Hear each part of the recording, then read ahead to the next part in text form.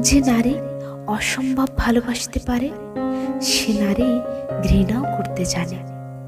যে নারী রাগ করে বারবার হারিয়ে গিয়েও ফিরে আসতে পারে সে নারী প্রচণ্ড অভিমান নিয়ে চিরতরে হারিয়ে যেতেও পারে।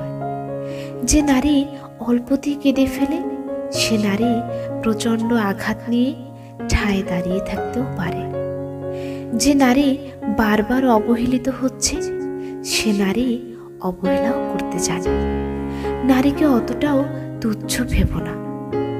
যদি কোনো পুরুষ কোনো নারীকে সত্যি ভালোবাসে তবে সে তার সাথে কথা না বলে থাকতে পারবে না। পুরুষ মানুষের ভালোবাসা অনেক সচ্ছল হয়।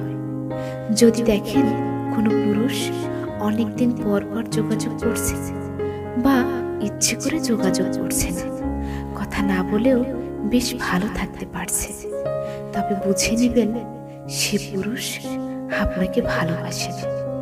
কারণ পুরুষ তার ভালোবাসার নারীর থেকে দূরে থাকতে পারে না। ঘৃণা করতেই হবে এমন কথা নেই, তবে মাঝে মাঝে মানুষ মন থেকে উঠে যায়।